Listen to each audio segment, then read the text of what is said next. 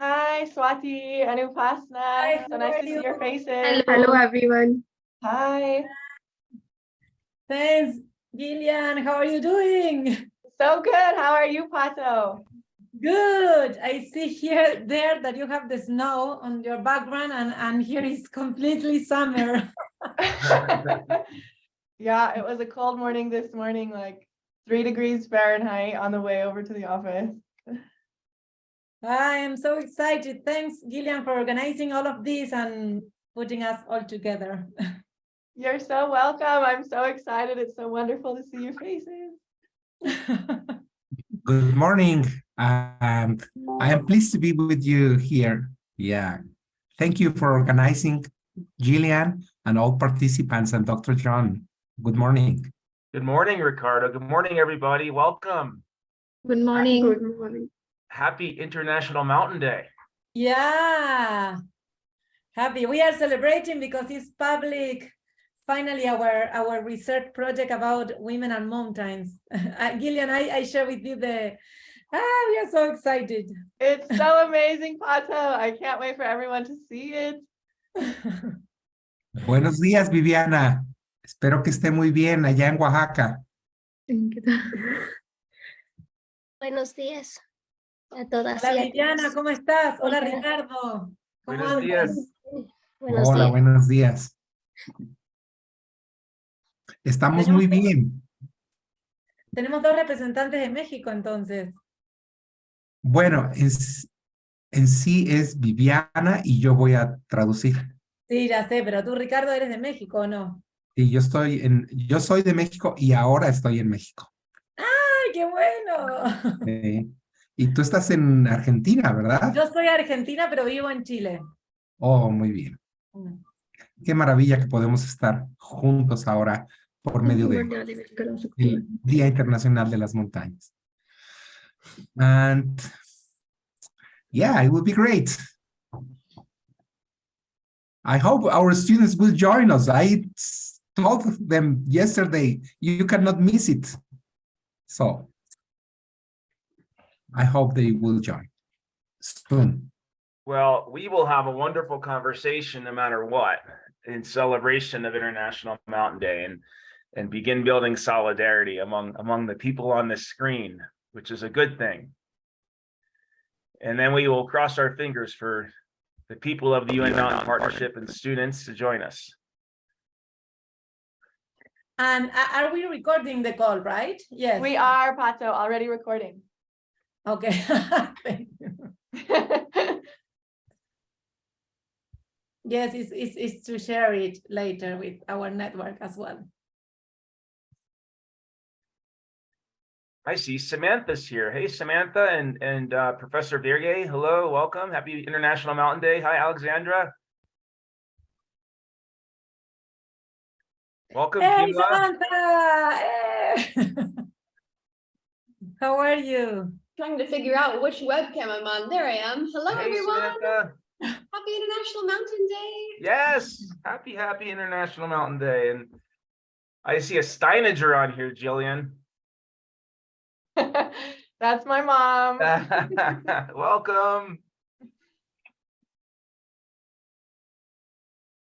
Samantha, and for you today is very, very crazy, as I could see from the event from FAO in Rome.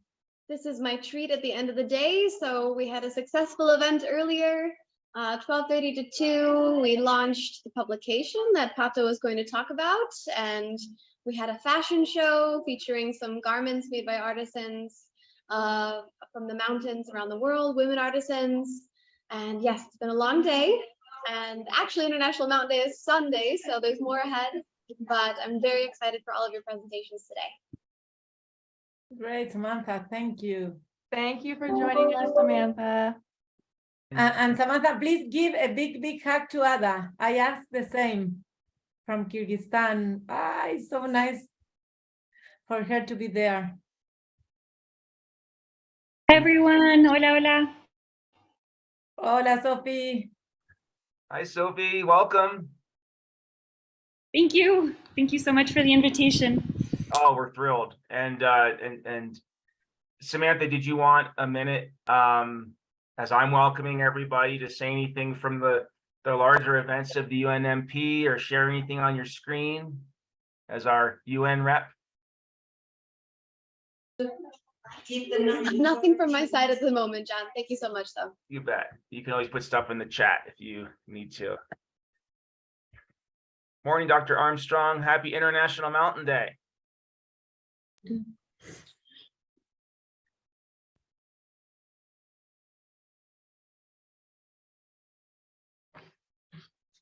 Well, indeed, welcome everybody. My name is John Hausdoerffer. I'm the Dean of the Clark Family School of Environment and Sustainability at Western Colorado University in the West Elk Mountains of the Colorado Rockies and the homeland of the Ute indigenous community. And it's just such an honor to be able to say, you know, on behalf of our Center for Mountain Transitions and our friends at the UN Mountain Partnership, Happy International Mountain Day. It's such an incredibly vital and important and inspiring theme this year that our friends at the UNMP have chosen, Women Moving Mountains. And it really is an honor to have some recipients of these panel slots, people who applied from around the world to speak to action on behalf of women, action from women to build resilience into mountain communities around the world. So welcome and thank you and congratulations to our speakers. Just a brief thought about this year's theme. I was very lucky several years ago, actually a decade ago, to travel to Gangotri Glacier, which is in the Himalaya mountains above Dehradun, India. And it's the source of the Ganges River. And it comes out of Gangotri Glacier looking like milk. And it is said that the glacier looks like a cow's snout. And the beginning of the Ganges is the mother's milk of Gaia. It's an incredibly powerful and humbling place. When I was there on my way up, I was able to interview the Indian feminist philosopher and activist Vandana Shiva. And so I thought it'd be really appropriate with this year's theme to open with words from Dr. Shiva in a book called Wildness. And she's talking about Gangotri Glacier. But first, she's talking about where energy comes from. And I think it gets to the sacred weight of today's topic. When I talk about the infinite creative energy of the universe, I am talking about Gaia's self-organizing energy. I am talking about the creative human energy to work and to produce and to transform. In India and around the world, this human energy has helped cultivate the self-organizing energy of the world, in particular, the creativity, innovation, and decision-making power of women, who still produce 80% of the world's food, has significantly driven the world's biodiversity. The majority of the 80,000 plant species that humans have cultivated have emerged from the living energy of women. In other words, we have to redefine humans as co-creators of wealth with nature, learning from the historical wisdom of women. We both rely on and co-create wildness when our living energies work with those of the earth. 14 miles beyond Gangotri is Galmuk, a glacier formed like the snout of a cow that gives rise to the Ganges. The Galmuk Glacier, which is 24 kilometers in length and 6 to 8 kilometers in width, is receding at a rate of 5 meters per year. The receding glaciers of the Ganges, the lifeline for millions of people in the Gangetic Plain, has serious consequences for the future of India. We need to generate and multiply the renewable energy of ecology and sharing, of solidarity and compassion to counter the destructive energy of greed that is creating scarcity at every level. Scarcity of work, scarcity of happiness, scarcity of security, scarcity of freedom, and even scarcity of the future.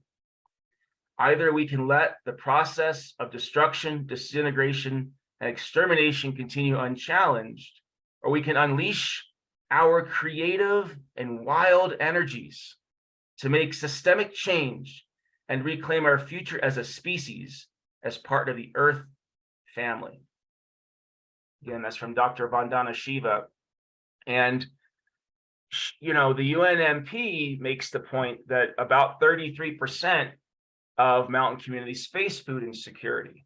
And so when I piece together what Dr. Shiva says about the history of the creativity of women in generating our world's food systems, the loss of those glaciers and food insecurity, you know, I realize, you know, it's important today for all of us to honor not only the disproportionate impact of climate change and the loss of those glaciers and food systems on women, but also to humbly learn from those creative energies of women that have created the world's food systems.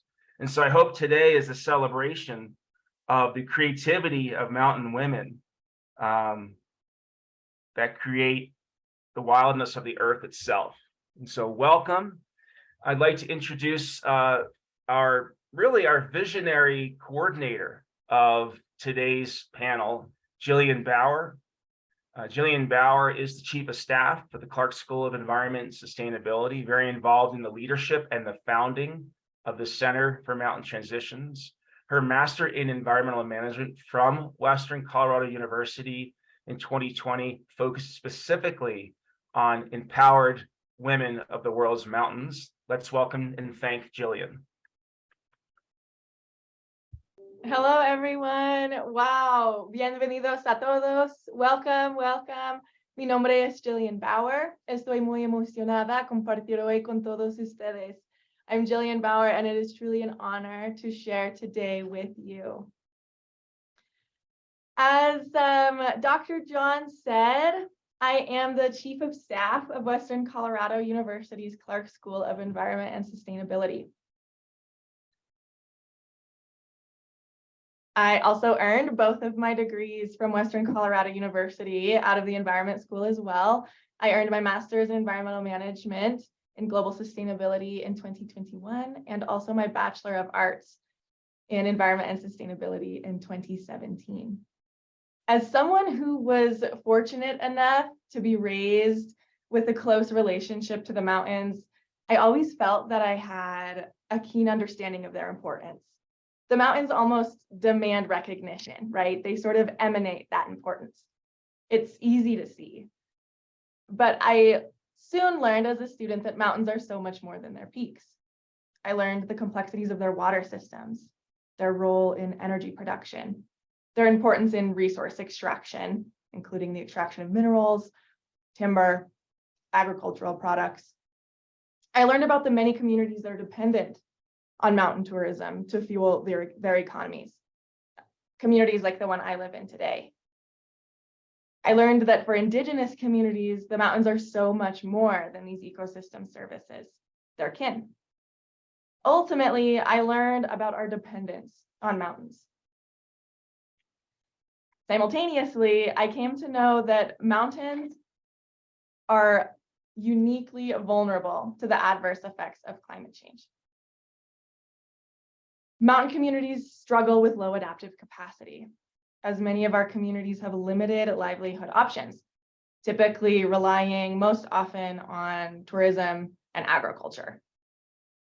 This limited adaptive capacity is further exacerbated by recent trends of youth migrating out of rural mountain communities and towards the cities, among numerous other factors, including things like higher frequency of natural disasters and unpredictable weather and patterns, things that are changing how our mountain communities produce food. In my studies, I also learned that women are often the primary managers of mountain resources. They tend to be the guardians of biodiversity and the main actors when it comes to agriculture and tending to animals. Mountain women are also often entrepreneurs. They pursue small-scale economic activities, And perhaps most importantly, mountain women typically invest a higher proportion of their earnings back into their communities. And so when we can help women fully participate in their economies, their communities see numerous benefits, such as increased speeds in development, increased progress in efforts to overcome poverty, the reduction of inequalities, and overall improvements in children's health, nutrition, and then it also increases the number of children that are attending school when we support our women in mountain communities.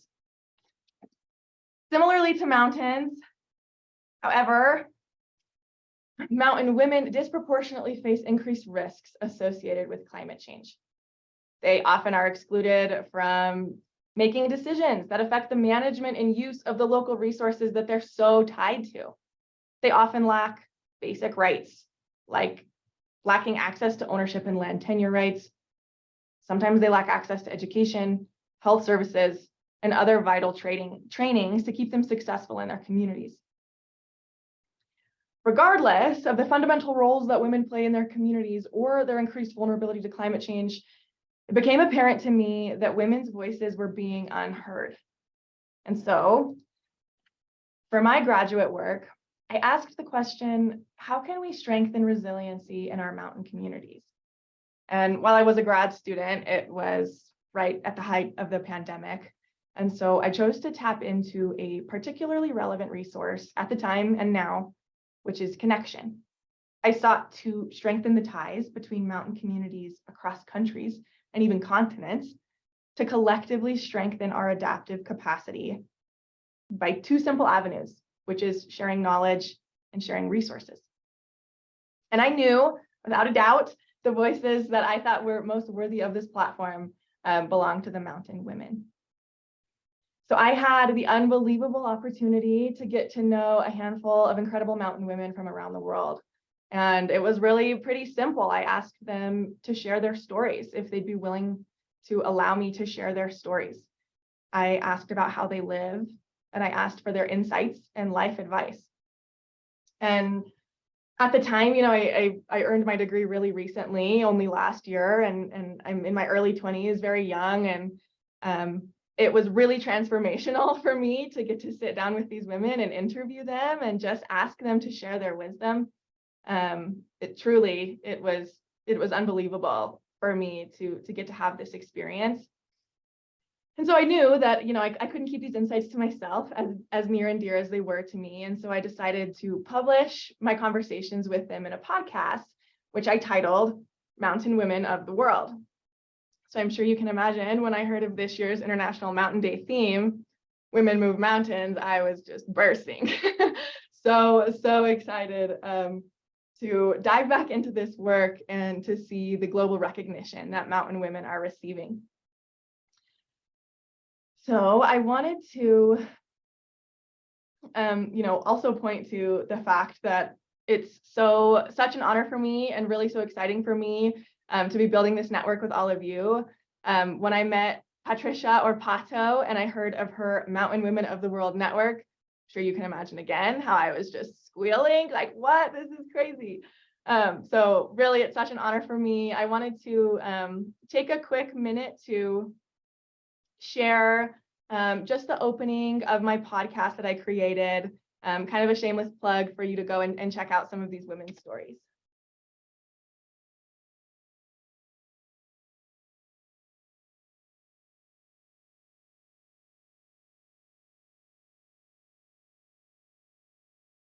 Okay, you'll have to let me know if you can hear the sound. Story is powerful. It teleports us to new worlds. Everything on the beach became a tool for imagination. Reminds us of lost versions of ourselves. I was so beyond proud of myself. Like, I actually can do this. Awakens new perspectives. We would start seeing things differently. And that is the beginning of change. And unites us through shared experiences. You're not alone. Somebody out there have gone through the same thing. Each of us have meaningful stories to share. We have a lot to offer and a lot to learn from each other. In this era of polarity and of uncertainty, let us be inspired by our own stories, each other's stories, and hopefully these stories, the ones that belong to mountain women of the world. These women have all agreed to share their stories in hopes of empowerment, solidarity, unity. My hope is to bring attention to these incredible women and their powerful voices so that, if nothing else, they are heard. I'm Gillian Steininger, and you're listening to Mountain Women of the World.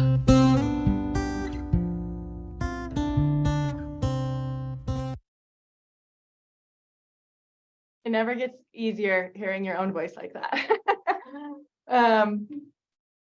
Okay, yeah, so thank you all so much just for being here. Really, this is a passion project of mine, and it is just such an honor to share this space with you. I wanted to take a minute and kind of give a brief overview of what our panel is going to look like today. Go one by one, quick introduction of each of our wonderful speakers today. We're going to be starting with Sofía Lana from Mar del Plata, Argentina.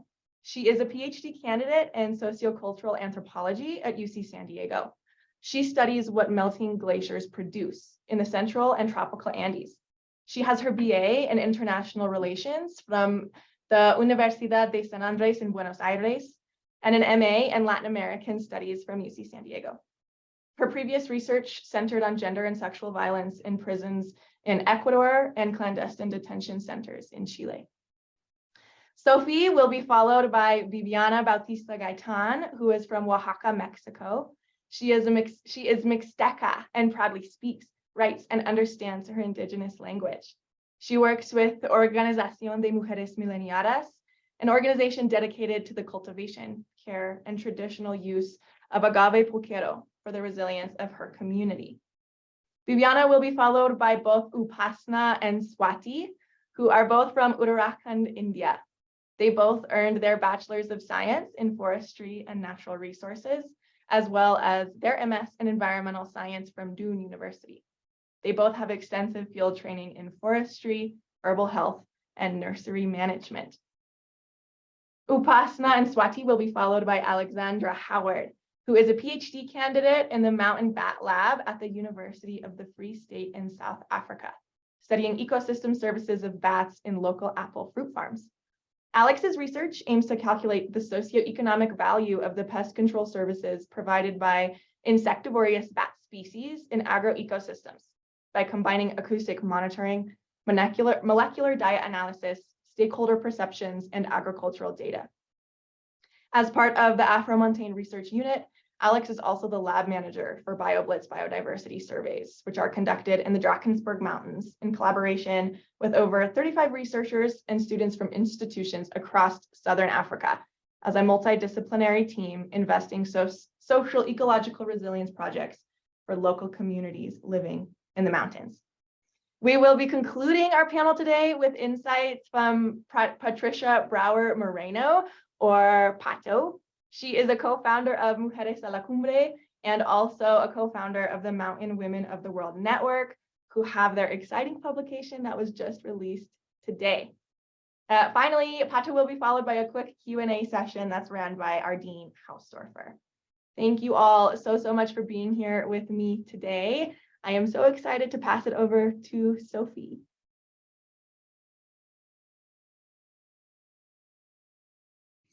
Hey everyone, give me 1 second so I can share my screen with you. I should have screen sharing rights, no? Yeah, let me know if you have any problems. Okay. Great, let me put it in presentation mode. Sorry, I forgot for a second how to do this. Arrange? No, here. Alrighty. I'll put my timer so I don't pass the 7 minutes. Okay, hello everyone. Thank you so much for the invitation to join this conversation and to the audience members for being a part of it. I am speaking to you from an extremely hot Mendoza, Argentina. Knowing it's already 100 degrees Fahrenheit this early in the season makes me fear for the long summer ahead awaiting our central Andean glaciers. Today, I'll be sharing with you a bit of the doctoral research that I've been conducting since 2018, titled Glaciers, Climate Change, and Socio-Environmental Engineering in the Bolivian and Argentine Andes. This first picture, which is taken from the Chacaltaya, the old Chacaltaya Glacier, it's no longer a glacier, it's a ski, not resort, a shelter, and it's looking onto El Alto, which is the city above La Paz, sort of shows where my research site is in Bolivia. As you can see in this slide, Lake Miuni has been severely contaminated by decades of tin mining. The glacier in the back, which is called Old Songo or Songo Viejo, has lost around 40% of its mass between 1980 and 2010. Chapini, already past its ablation point, and Chacaltaya, infamous for having melted 7 years earlier than predicted, sit on the right-hand side. The cemetery in the background commemorates the murder of miners during the 1965 dictatorship. Today, I will tell you a story about Chacaltaya, and I will center the short story on a man rather than a woman, because I want to remind you that as a woman researching alone in a mountainous landscape that is seemingly abandoned, whose whiteness and unmarried status is looked upon with suspicion, going to the field isn't always a simple task. I often rely on male friends or colleagues to take me with them on miners' buses or to drive me there when they go and monitor a glacier. And I'm happy to speak more about this in the Q&A and to speak specifically about how women exist and move in this very masculinized space that is sometimes violent. So let's begin. The Chacaltaya Glacier, or Cold Bridge, at 5,421 meters above sea level, melted in 2009 and continues to be narrated in the media as an example of what awaits the rest of the world in the future. A short documentary exhibited at a museum in the old train station in La Paz ended with a scene where the filmmaker climbs the mountain and attempts to snowboard down its face to no avail. The landscape he portrays on repeat in multiple screens in the exhibit room is empty. Chacaltaya exists in the public imaginary and people relate to it because of what it no longer is, because of its pastness. Yet when I asked about melting glaciers during my 2019 pilot study, my various interlocutors who lived with or visited the rocky remnants of the Chacaltaya Glacier daily seemed to be experiencing its loss in vastly different ways. For mountaineers and scientists, nostalgia infuses the encounter with melting glaciers, either as reminders of past eras or as absences marking dreadful futures. Some even endure their retreat, denying the future apocalypse even when it's already come. For the state and entrepreneurs, it opens up the possibility of new extractive ventures. In the meantime, many Aymara interlocutors, though pained by the thought of a future without glaciers, seem to be more concerned about territorial boundaries that would determine who had a right to the emerging land. Chacaltaya used to host the highest ski resort in the world, run by the elite Andean Club since 1943. Nowadays, it continues to welcome foreign and national visitors daily, which you can see in the background, who trail up the rocky pass breathlessly to photograph the remains of the cable car that would hoist skiers up the mountain. As Jorge, Chacaltaya's caretaker, and I stared into the glacial valley from the refugio, he looked out onto the trail of sharp jutting rocks, a dreamscape into a past of imagined glory. Going up Chacaltaya, we passed by 40 years of his life.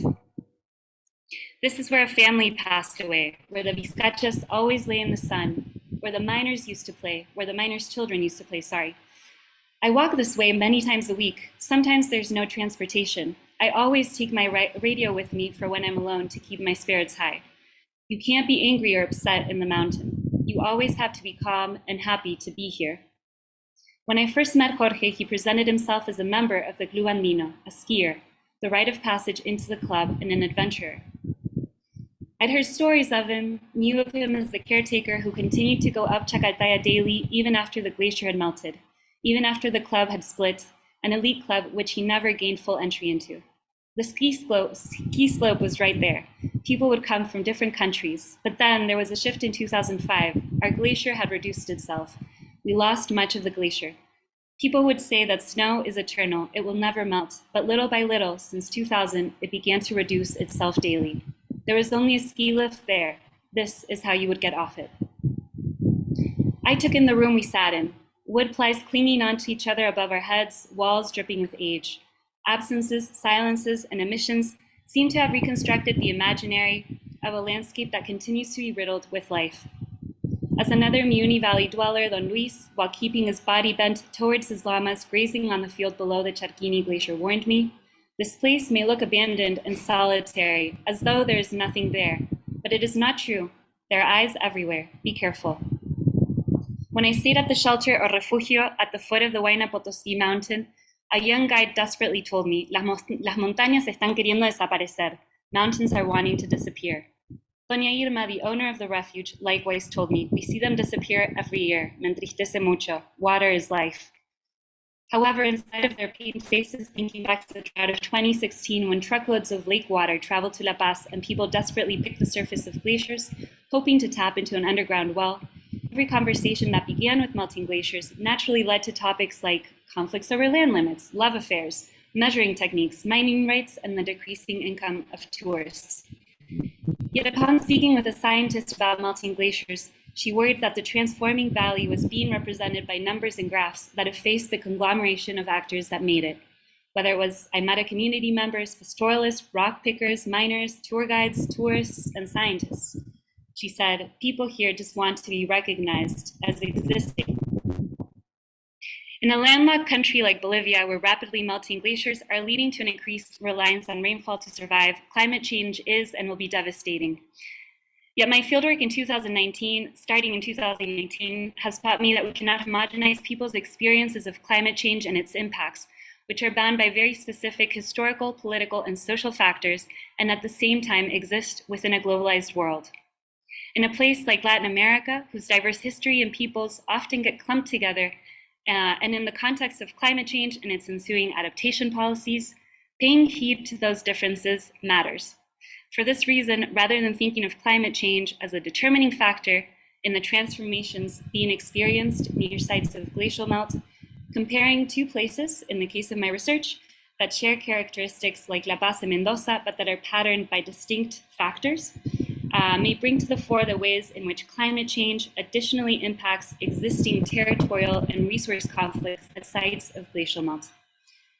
My research has shown that the disappearance of a glacier not only increases or reinvigorates historical territorial disputes, but also opens up new public spaces and practices which can potentially resignify the mountain itself. And I will leave it at that. Thank you so much for listening, and I look forward to your comments and questions later. Sorry. There we go.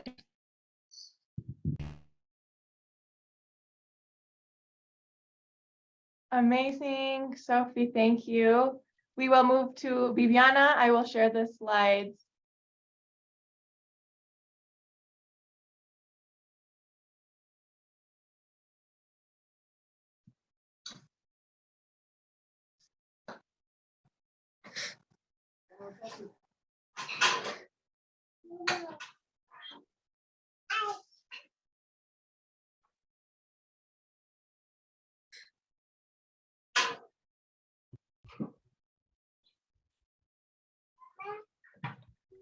I will be translating for you.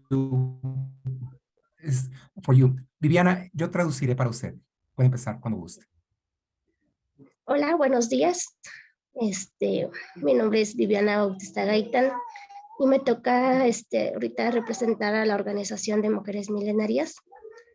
Y somos una organización de mujeres, nos dedicamos al cultivo, al cuidado y al aprovechamiento del agave pulquero aquí en la Mixteca oaxaqueña en el estado de Oaxaca, México.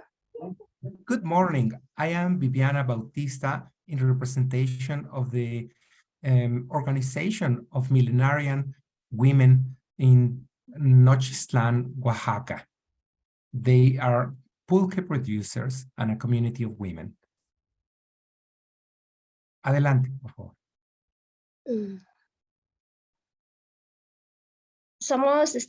Esta organización está integrada por 35 mujeres indígenas mixtecas. Por ciclos nos hemos dedicado al cultivo, al aprovechamiento del maguey pulquero para la producción de pulque, de aguamiel, pencas para barbacoa y gusano de maguey. This is a community organization integrated by 35 women indigenous from the Mixteca. They are Mixtecos. For centuries, we have cultivated pulque, and we have been taking care and using the maguey pulquero mixteco for the production of pulque. Pulque is a drink, and it is derived from aguamiel and also from the plant of agave, pulquero, and they also use it for barbacoa, barbecue, and also they take and use the maguey worms.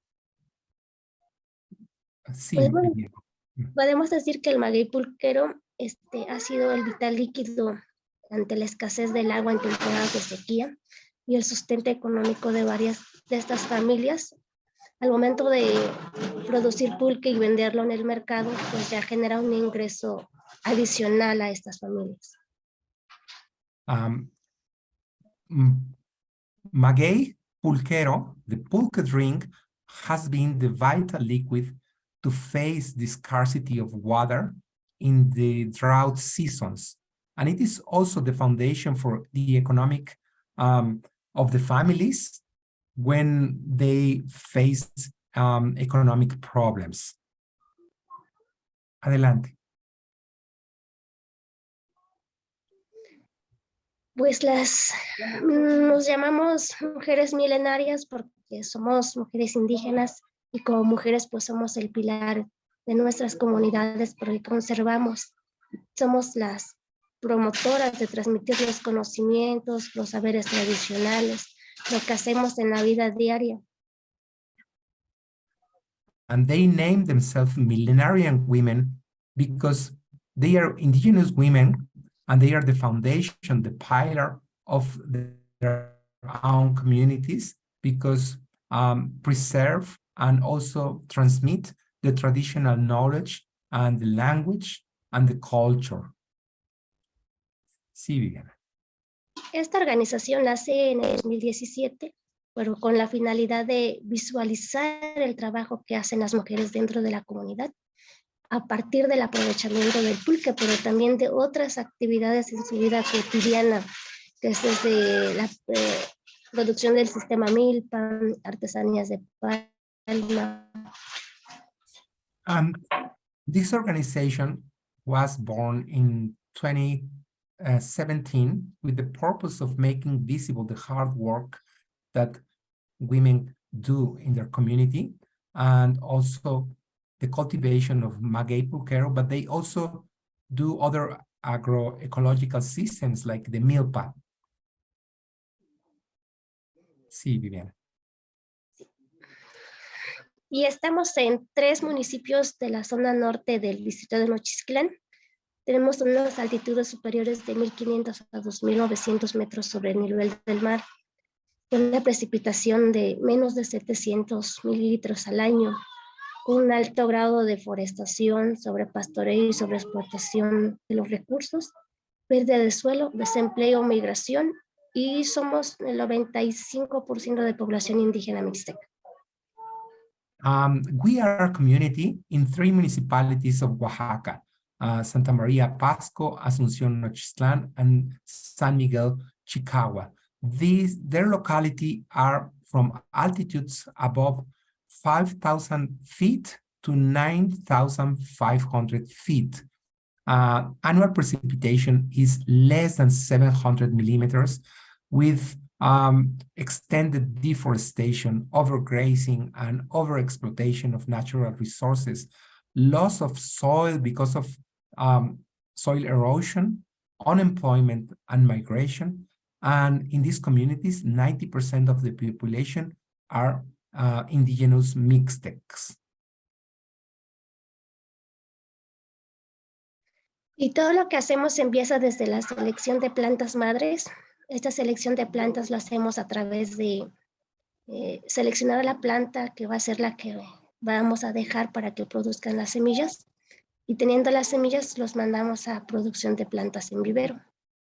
And what we do begins with the selection of mother plants. These mother plants are those that produce the seeds, and they are selected because of the quality of seeds and then to reproduce it. Sí. Siguiente. Después establecemos las plantaciones. El modelo de plantaciones, colocamos las plantas de agave pulquero en curvas de nivel sobre zanjas bordos. Estas zanjas nos ayudan a retener suelo y humedad en estas temporadas de sequía.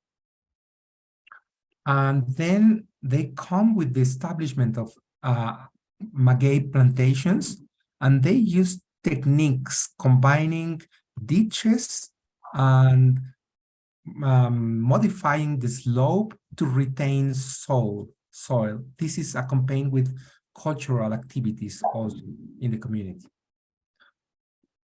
De ahí hacemos las labores culturales, que limpiamos las plantas, las podamos, le quitamos los hijuelos, también prevenimos plagas para mantener sanas estas plantaciones de agave. And they do very much careful maintenance of plants by cutting some of the leaves that are not continued to be used. And yeah, they do these cultural activities also in the cultivation. La siguiente. De ahí viene lo que es ya teniendo la planta, bueno, esta planta de maguey tarda en crecer de 15 a 20 años y ahí ya en su límite de producción se capa lo que es el maguey, se le quita la punta del maguey, el corazón del maguey, y de ahí esperamos para la recolección de aguamiel, terminando la recolección de aguamiel que se hace 2 veces al día. And they then go into taking the drink of the plant. These plants take between 15 and 20 years to grow.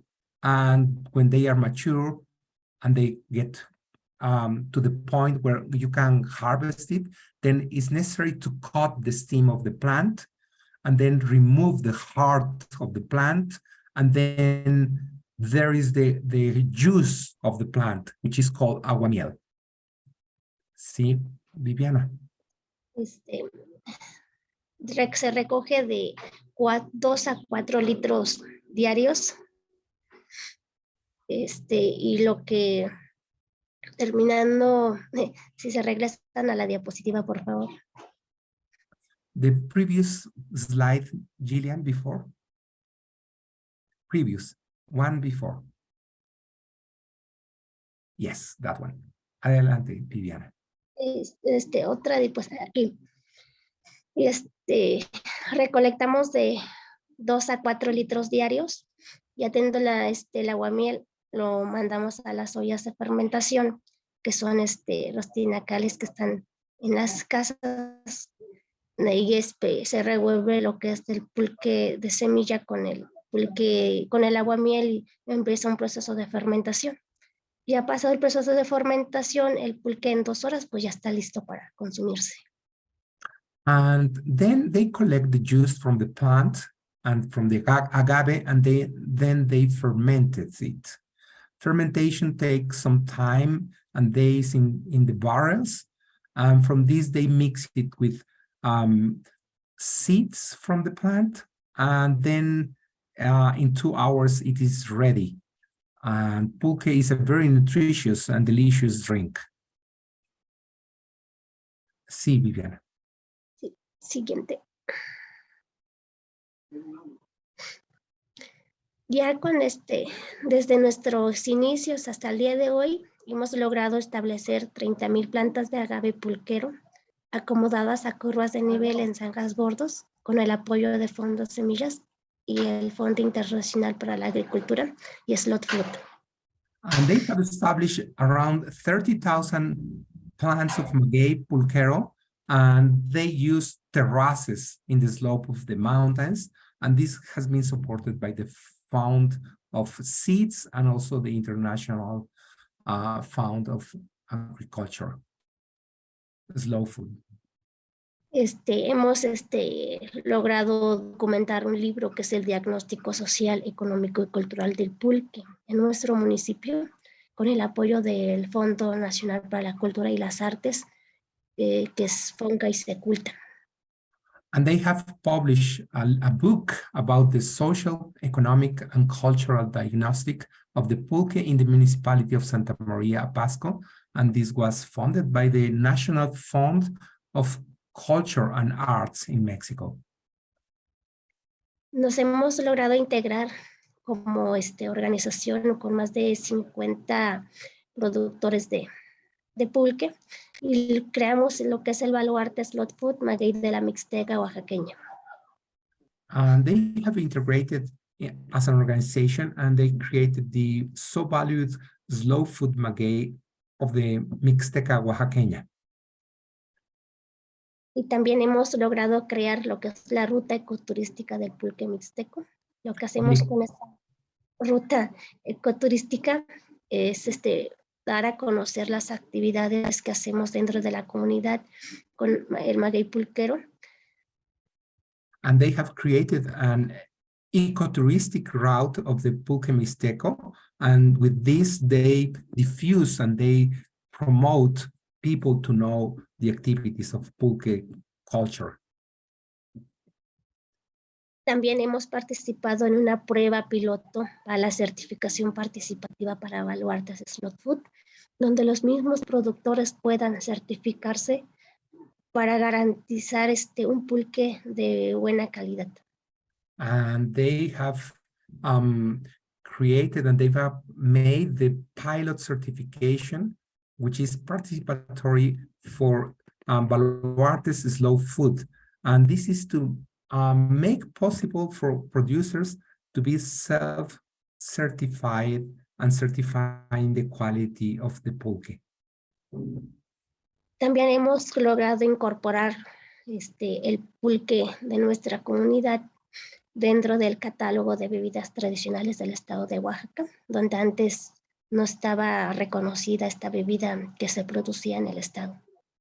And we have integrated the pulque as a traditional drink from the state of Oaxaca within the list of traditional foods in Oaxaca, which is official in Oaxaca. Sí, Viviana. Adelante. Pues nuestros aliados hemos encontrado en nuestro camino, en nuestro caminar, pues aliados como Slot Food México, Slot Food Internacional. Tenemos alianzas con la empresa social Utopía, que nos hemos coordinado para los viajes ecoturísticos. Estamos dentro de la Alianza para las Montañas también, y hemos considerado que estas alianzas pues nos han sido fundamentales para poder poder trabajar dentro de la comunidad y trabajar con las mujeres. And in their pathway and their walk along this pathway, they have partnered with many organizations, beginning with their own organization to Slow Food Mexico, Slow Food International, also the social enterprise Rootopia, Slow Food International, and now very important is the Mountain Partnership. Sí, Viviana. Pues esto es todo.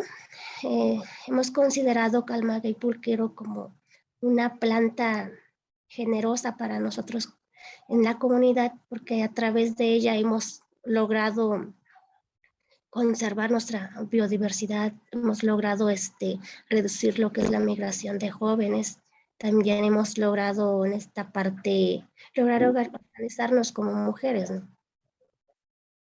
And they see the plant of the agave as a very generous plant, and the relationship of the community, especially women, with this plant has been very generous. They say this plant is very generous because it promotes biodiversity. It helps to stop migration as well as improving quality of life for them. And this is all. ¿Algo más, Viviana? Sí, también el maguey es una planta que se adapta a estas alturas que estamos, a las condiciones de suelo que tenemos. También se adapta a las prolongadas sequías que existen en la región. Also because agave pulquero, this maguey, is a plant that is very well adapted to the altitude of the mountains, and it also promotes retention of soil in the type of ecosystems they live. Es todo. Gracias. It is all. Thank you very much.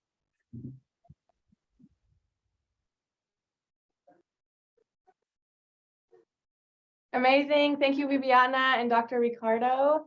We can now move to Swati and Upasna. Still 7 minutes, so just mark 7 minutes from when you begin. Okay, sure. Share. अरे यहाँ पे है ना share. कर दे पहले फिर ना तो नहीं रहा.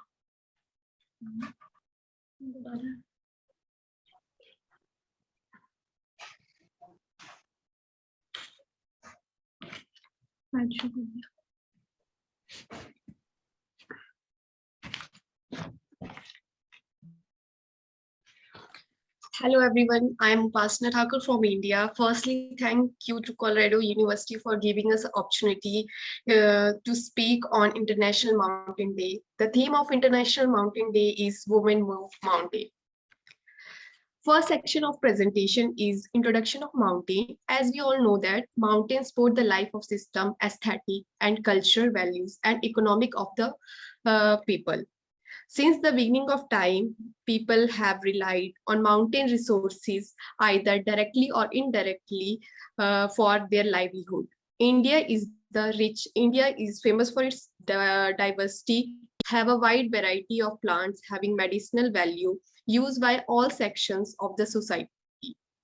As I am from India, I have selected the state Uttarakhand. It is famous for its rich biotic wealth, high mountainous peak, and diverse culture and climatic system. Status of Uttarakhand. Uttarakhand is present in northern part of the India, and Uttarakhand state divided into two regions. First is Garhwal region and second is Kumaon region, consisting 13 districts. Total geographical area of Uttarakhand is 53,483 kilometers square, and total population of this state is 1.17 crore. In which male population is 59 lakh and female population is 57 lakh. Total literacy rate is 78.82%, out of which 70.01% for female and 87.4% for male. Migration has been one of the biggest issue of the Uttarakhand state. It is mainly due to healthcare, education, employment, and climate change. That's why we say that most of the people migrate to city due to economy, accessible modern infrastructure, and destruction due to earthquake. Due to this, some of villages are called as ghost village or abandoned villages. People don't have the basic facilities like transport, healthcare, education. Due to this, people of Uttarakhand have migrated from rural to urban areas. According to Uttarakhand Migration Commission, 50% of the villages migrated to urban areas. I will tell you the historical background of Uttarakhand women in the conservation of mountain ecosystem. At the first picture, this is a Chipko movement, which was led by Gaura Devi in 1973 in Rani village of the Uttarakhand. It is the one of the strongest movement to conserve the forest of India. In Hindu word, Chipko, which means to hug. Due to this act, the state government ultimately banned commercial entry for 10 years. The Chipko plant is in fact a slogan of planting 5 Fs food, fodder, fuel, fiber, and fertilizer. Tree to make communities self-sufficient in all their basic needs. Second one is Raksha Sutra Andolan, which was led by Suresh Bhai in 1994 in Tehri and Uttarkashi of the Uttarakhand. As the name suggests, involves women tying sacred knot or thread across the trunk of tree, thus pledging to safeguard them. And last picture is about Vasanti Devi, who is environmentalist known for her contribution in revitalizing the Kosi River, which is danger due to the deforestation. She was honored by her tremendous work with Nari Shakti Puraskar in 2016. From here, we can conclude that from prehistoric time, these women were more informed about the environment challenges, and they were clear about the fact that their survival is completely dependent on the mountains. Now I would request my co-presenter Swati to take over the presentation. Thank you. Hello everyone. Now we will tell you about the role of the women in the mountains.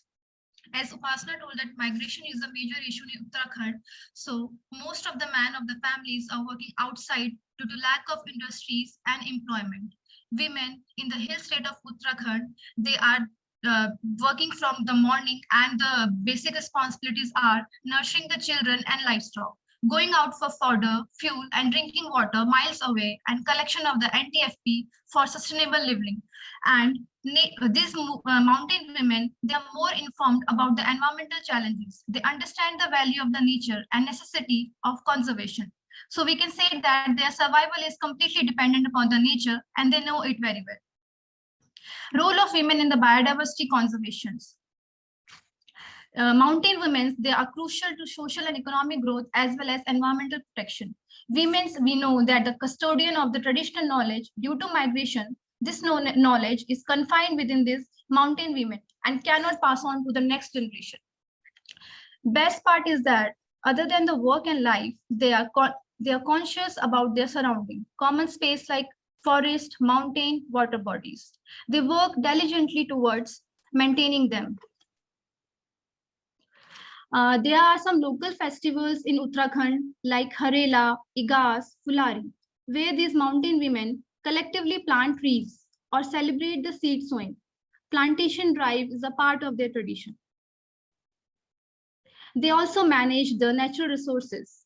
In Uttarakhand, women start taking part in management of their fuel and fodder reserves. They very well know the pattern of a forest regeneration better than any other researcher or ecologist.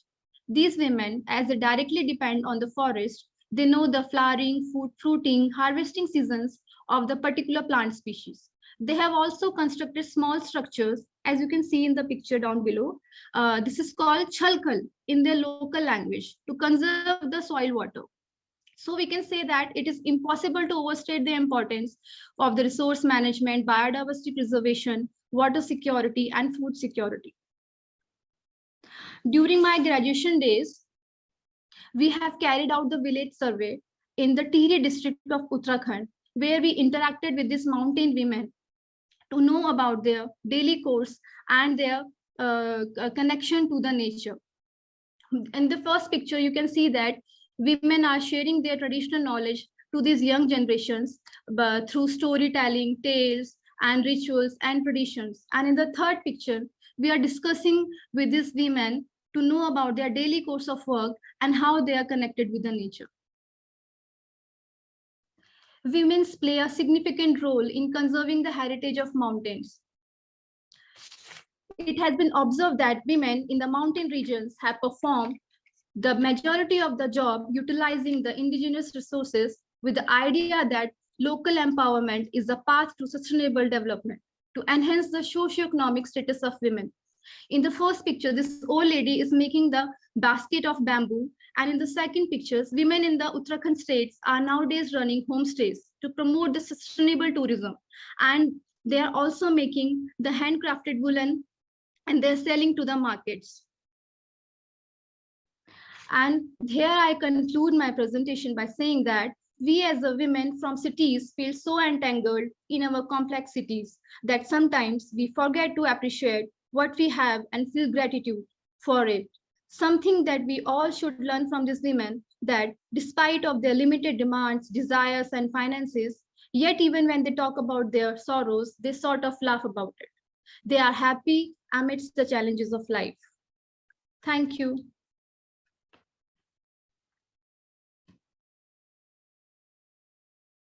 Thank you, Swati and Upasna. Alex, when you're ready to share or begin, go ahead.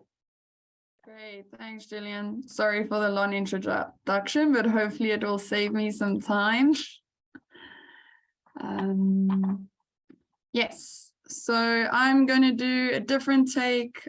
This is more about the researchers as female, the research as female scientists were doing in Central South Africa and some of the biodiversity surveys. So a big thank you to Gillian and all the organizers, as well as all of our institutional support. And just, oh, sorry, hold on.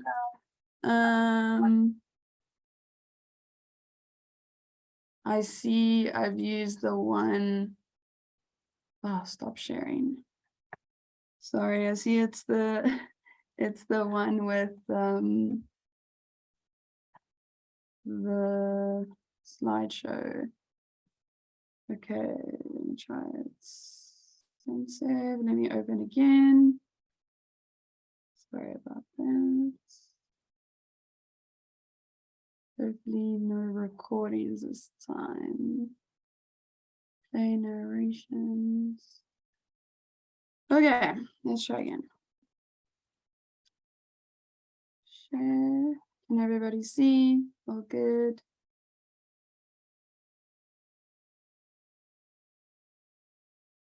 Slideshow.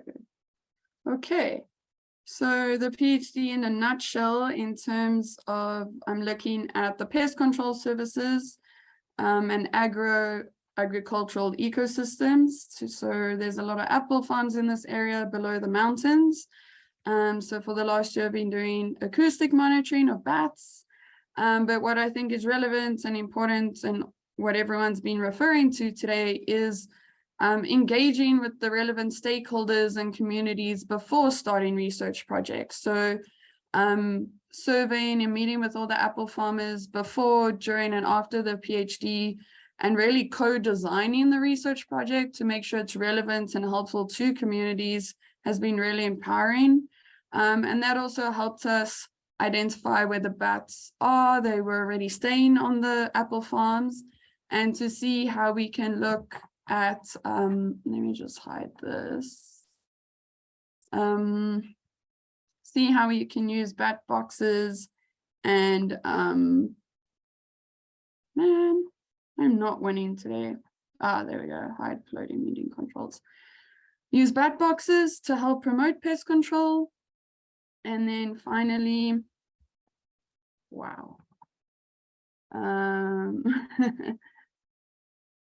It looks good from our end, Alex.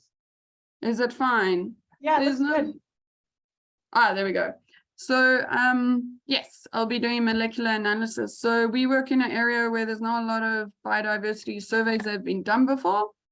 So there's been a lot of foundational surveys, which I'll talk about again later. So just seeing what the bats are eating and if they're even eating apple pests. We know commercial agriculture relies a lot on chemical control, and we all want less pesticides on our food. So this is another avenue where we're working with the growers and producers to see if more organic, holistic farming can save money on pesticides. And then finally, of course, you got to put a dollar value on signs for people to listen. So all of this data will be combined to create economic estimates of how much bats are saving communities in terms of pest control.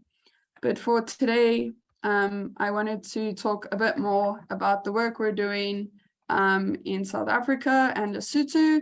So these are the famous Maluti-Drakensberg Mountains. They're sometimes covered in snow, not as much as elsewhere in the world. But this is a really important water source area for over 30 million people across 3 countries. It's not really formally protected. It's a community-owned conservation area. And like I said, there's been little to no previous research done, and is a very biodiversity important area with a lot of endemism. But the communities have a right and use it for rangeland and livestock grazing predominantly. Yes, no? Is it changing on your side? Ah, there we go. So for today, I wanted to just acknowledge and give credit to the amazing female scientists on the team that I have the privilege of working with. I'm also quite proud that everyone's South African from a range of different institutions. So Prof. Sandy Steenhuisen is here presenting to the tourists at the lodge about the population ecology and botany work she does. Mrs. Nakabonga and Ms. Sibasiswe are both master's graduates who are water ecologists and entomologists respectively. And Dr. Stephanie Payne-Smith is actually setting climate change chambers at over 3,000 meters at our research camp, is also a pollination ecologist, sorry. And then the dung beetles will probably be our best rangeland ecological indicator. So that's Dr. Astrid Jankelson, who is also teaching Ms. Bendile Delamini. And recently we had Dr. Mariki Oosthuizen stay at the Alpine Summit for the endemic rodents. So just some preliminary results. So we've done 2.5 expeditions so far. We've been getting funding to do an expedition every year. And as I said, this is to do the baseline measurements to help inform the rangeland management, the conservation, and develop an index of biological intactness, as well as to inform water quality. As we all know, it's the same, many of the same vulnerabilities in this area that the other speakers have referred to. So this is on the border with Lesotho in South Africa. Patichi Jabe is one of the largest cities near a mountain. So there's a lot of human pressure, but there's also a lot of conflict between national parks and formerly conserved areas and this community conserved area that's almost like a buffer. So we've been sampling from the bottom of the mountains at just over 2,000 meters to over 3,000 meters along an altitudinal gradient, which also has a rangeland and grazing gradient from highly grazed by many people to low grazing on the steep slopes to summer grazing. As I said, as a zoologist, the endemic species are very interesting. And this is where you can see some of the preliminary results. So far, the highest diversity has been the dung beetles, followed by the birds and the plants. The other mammals are doing quite low. But this number has been increasing with even new species to science with every expedition. And this is just some of the preliminary results of birds. As the higher you go, much lower diversity and abundance, but with very special endemic species such as vultures, and your mid-altitudes almost buckling any linear trends that we were expecting. And then just on that note, a big acknowledgement to the Bakokla community, which are guardians of this community conservation area, the other students and researchers that's part of this BioBlitz team, as well as the permit authorities, funding bodies, and institutional support. But we have 2 videos of the research on YouTube if you're interested, or anyone is welcome to email me if you'd like more information. Thank you.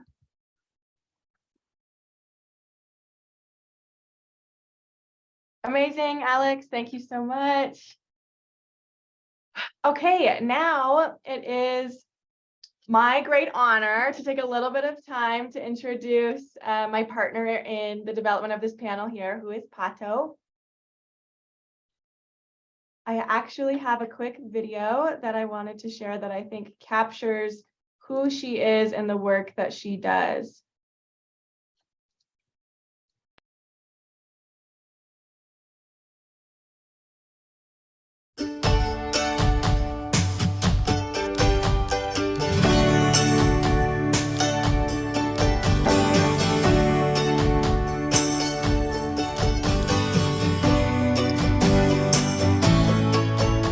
Bueno, estoy acá porque tengo ganas de conocer nuevas culturas, nuevas religiones, nuevas costumbres. Aparte conocí algo de la vida de las cholitas y quería conocerlas y realmente me llevo mucha vida de ellas. Es como que tuvieran las montañas dentro de ellas.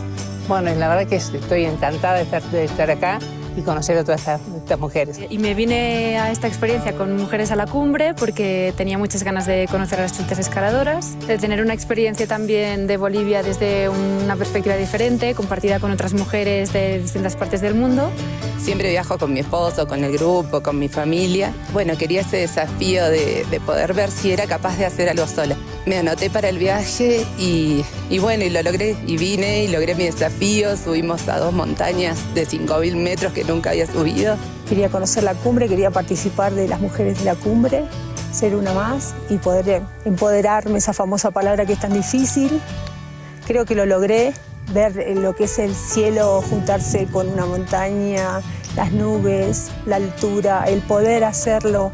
Creía que no lo iba a poder lograr y gracias a la ayuda de todas que me abrazaron, me contuvieron, me alegraron, lo pude lograr.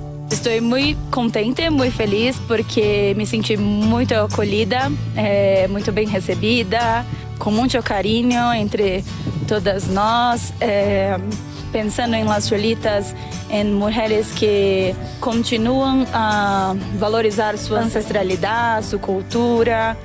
Yo me llamo Elena Quispetincuta, soy parte de las Cholitas Escaladoras Bolivia Claiming y también soy una de las protagonistas de la película Cholitas. Tengo 26 años y también vengo de la comunidad Chucura, que es zona turística. Lo que yo me llevo de estas montañas es disfrutar del paisaje y también haber compartido con mujeres de diferentes edades y también he visto las mujeres que somos muy fuertes. Mujeres a la Paz es una propuesta que diseñamos desde Mujeres a la Cumbre. Este año, post pandemia, fue la segunda edición que hicimos y lo hacemos junto a las Cholitas Escaladoras Climbing de Bolivia. Es una expedición que nos gusta muchísimo porque vamos al Parque Nacional Condoriri, pero antes pasamos unos días en La Paz, vamos a conocer el sitio arqueológico Tiahuanaco, también paseamos y conocemos un poco más de la historia de La Paz. Y el Parque Nacional Condoriri en sí mismo, pasamos allí 4 días, en sí mismo es lindísimo. Fue muy lindo que cada una logró abrirse, compartir con otra. Por eso Mujeres a la Paz para nosotras es una invitación, una propuesta que nos llena el corazón.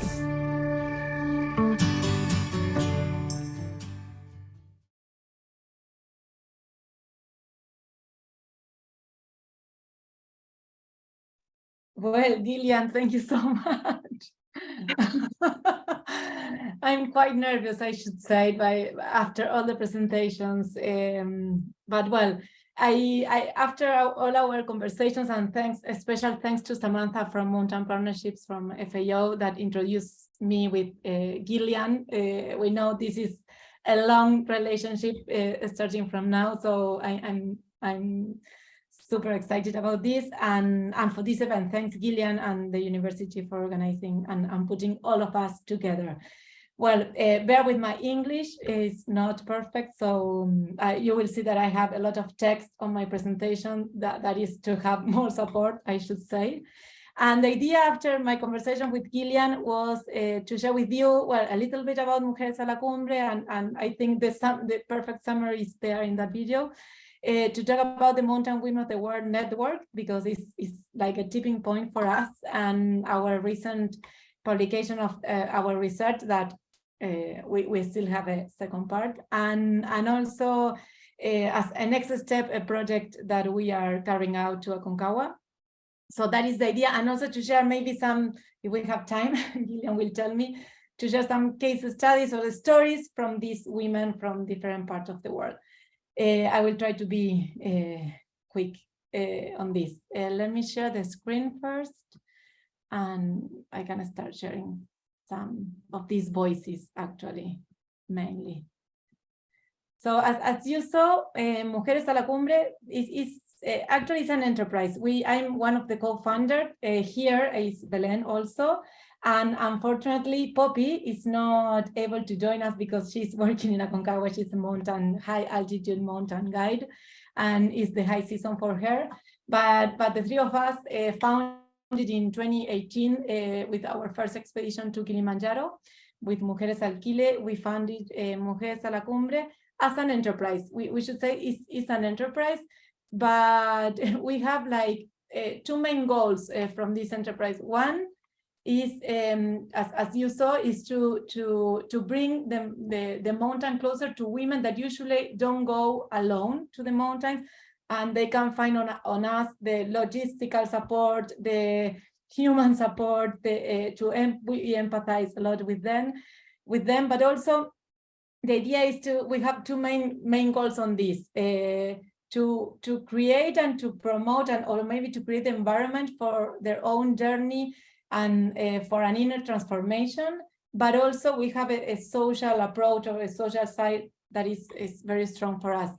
In terms of the inner transformation on this journey, what we look for is not only to go to a geographical summit or to a mountain and climb the mountain and in a sporty way.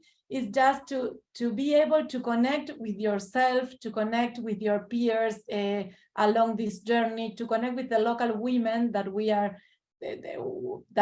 we do these expeditions with them. They are like our stars. They are the main characters of this expedition, our local women, to learn about the local cultures, to learn about the environments, to be present, to be now and be aware of what is happening. So it's the connection with yourself, it's the connection with your peers, and it's the connection with this amazing nature and amazing landscape of mountains that we have in every place that we do.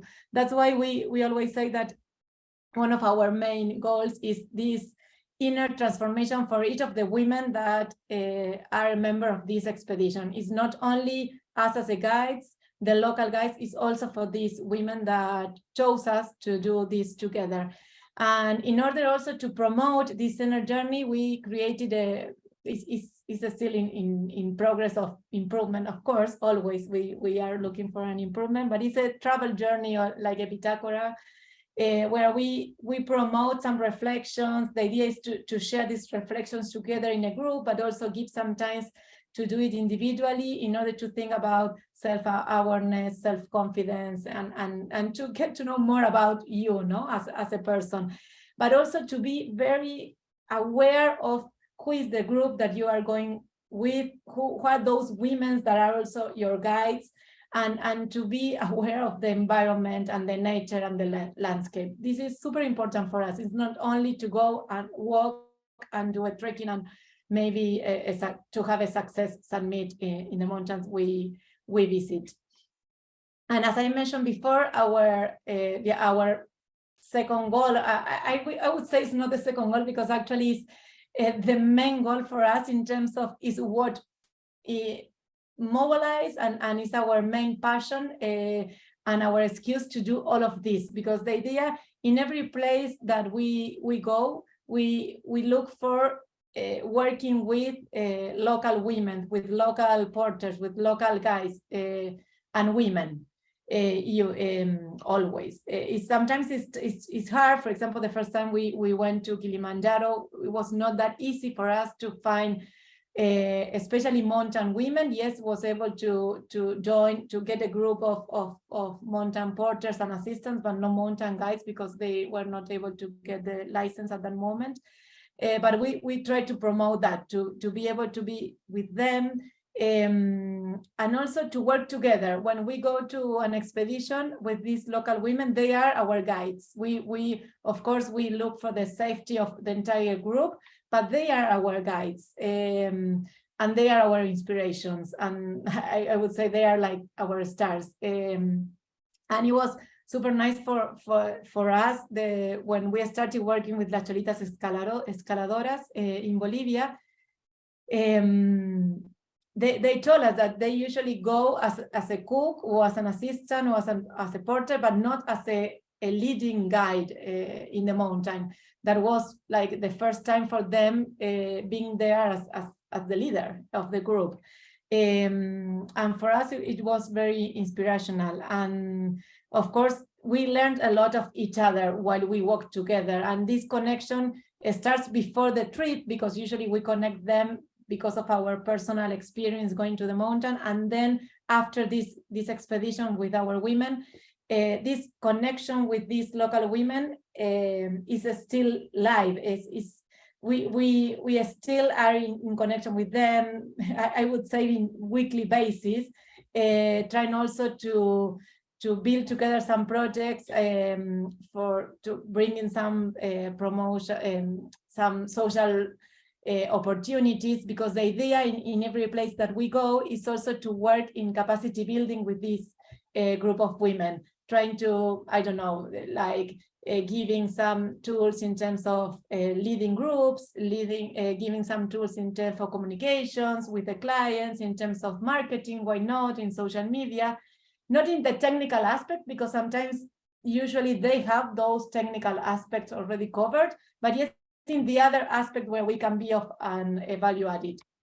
And our intention on this social approach maybe is yes, to be like, from Mujeres a la Cumbre, what we seek is to be a tool for social promotion and local development, actually working with community-based tourism and working with these local women, and keeping this relationship and this connection live longer, not only being there in the mountain and then forget about everything. No, the idea is to keep looking for opportunities for all of us working together.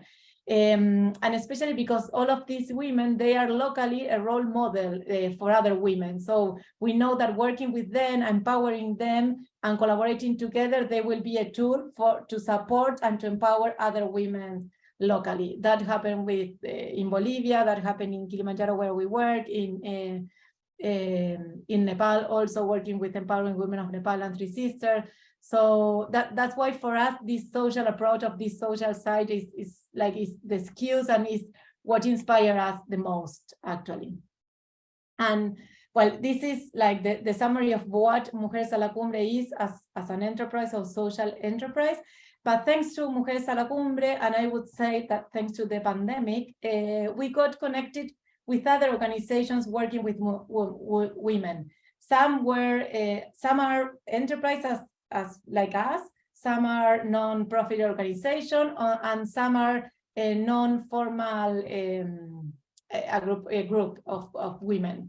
And that is the case of Empowering Women of Nepal. It's a non-profit organization working linked to Three Sisters, which is the enterprise in Nepal. And actually they started doing this work 30 years ago. So they, and Lucky, one of the co-founders, is our inspiration in all of this work. I'm sure most of you should know Empowering Women of Nepal. Actually, for me in my personal life, knowing Lucky and Empowering Women of Nepal was a tipping point. Also, we were able to meet Feminist Hiking Collective from Italy. They are a non-profit organization.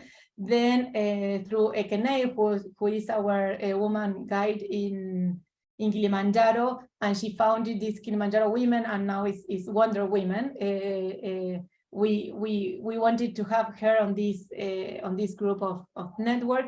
Cholitas Escaladoras in Bolivia. With Cholitas Escaladoras in Bolivia is a bit more difficult, because Cholitas Escaladoras is the whole name, but there are many other groups within these Cholitas Escaladoras. You have Cholitas Escaladoras Warmis, you have Cholitas Escaladoras Aymara, Cholitas Escaladoras Climbing Bolivia, like you saw in our video with Ellie.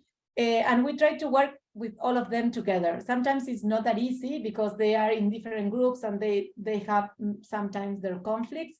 But we started working with Cholitas Escaladoras Warmis, Aymara, and Climbing Bolivia. And now when we go to Bolivia, we try to do things with all of them together, trying to create a balance. And it's nice working with them, because you learn a lot about them. And in some way, we were like an inspiration for them, because they are now doing on their own their own women expeditions as well locally.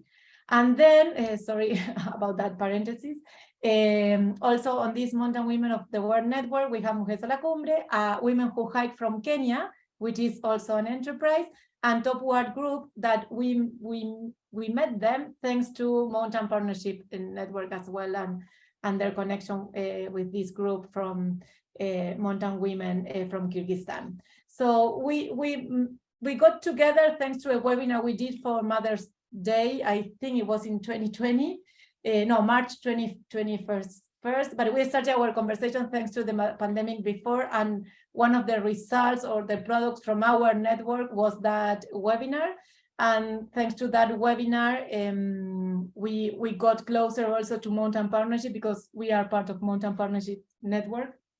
And thanks to that webinar, then working closer to FAO and Mountain Partnership, we were able to promote what you will see our research in mountain and women in the each country where as a network we have representation, because as you saw, we have representation in Nepal, in Bolivia, in Argentina with Mujeres a la Cumbre, in Chile with Mujeres a la Cumbre where I'm based, in Tanzania with Ekene and her group, in Kenya with Women Who Hike, and in Kyrgyzstan and in Italy. So the idea of the main goal of this network actually is to promote collaboration, to promote like this, having this international platform to visualize also our challenges and the economic justice for these women, and to trying together to create a narrative for these mountain women and to share their stories, their challenges, and hopefully to be able to bring them also some social development projects, not only a project where we can give some visibilization to their challenges, but also trying to promote some local projects related to sustainable tourism, related to local development, related to bringing some capacity building opportunities, improvement of their infrastructure. But that is our main goal. We start giving visibilization, but the idea is to go beyond that, you know, no?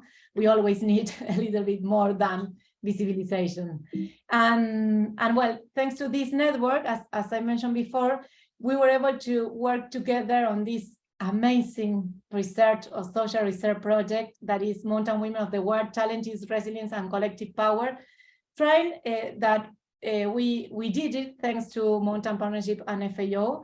This, I should say, it was a challenge, but it was something that all of us as a network wanted to do, knowing that we didn't have enough time or maybe resources to do it, but it was, I would say again, for me and for our organizations, it was a tipping point. We knew that, but being in the field, connecting with these women and being able now to communicate and to show all of this was critical and was key for our network, and also all the opportunities that this publication and this research is already bringing. No, we need to do a lot of things, but we are on that journey. I think we are on the good and the positive track. So we started this research in, I should say, it was March. Between February and March, we start drafting the project and the main goals of the research and putting the team together. And then between April and August, we were having the interviews in the field. And the main goal of this research or social research project was at the beginning to map and surface these multiple and diverse challenges that these women and mountain women face across different contexts and geographies. Our main focus was in this each country where we have locally some representation because of our network. I know there are many others, but the main reason why we chose this each country is because we as a team and as a network had representation locally on those countries. And also the idea was to map these challenges that mountain women face locally. The excuse was the COVID, but these challenges actually, when we were talking with the women, is not only connected to COVID. Of course, we know that the pandemic increased those challenges, but those challenges are there for ages and are historical challenges. And also one of our goals also of this research was to highlight the ways in which the mutual support and collaboration has enabled to strengthen resilience and this build collective power. We talk a lot about collective power and collaboration and cooperation, and this is true because we are a network. We have representation from different organizations, different kind of organizations, profit and non-profit, different countries, different cultures, different backgrounds, and we were able to do all of this together. Without this network, without this team, this research was not possible. We know that we have some people that are maybe coordinating or pushing or being the person linked to the different teams, but it was something where we built this collective power, not only being in the field trying to gather more knowledge and information and data about the collective power locally, but us as researchers and in charge of this project, we were building this collective power all together. Without this network and without this organization in charge of the research locally, this is impossible. And of course, this strengthens us as a network, as giving some more identity and strength to this network. And of course, this research is to put and to show and to highlight the learnings emerging from this research. But as I was saying before, it's not only to show and to give visibilization to these women, it's also to trying to now to go beyond and see if through international cooperation, if through companies, if through different institutions, we can work together in different countries on local projects, local development projects. Now it's just to go a little bit beyond. We have the voice, we have the challenges, and now it was like a social diagnosis for us. And from this platform, maybe just to be able to do or to give another step. Here in the picture, this was one of my pictures. But actually, with Sofía Lana, we met thanks to this research and this project, and I was working close to the area where, and actually interviewing also women in the area where Sofía is doing her research as well. So it was super strong for us when we met together. And she's Marisol and her family. She came with us, and you saw her in our video. She came with us as a cook, and then I had the opportunity to interview her and to meet her family and spend some time together there. And some of the outcomes of this research and of this project is a report that is traduced in a publication.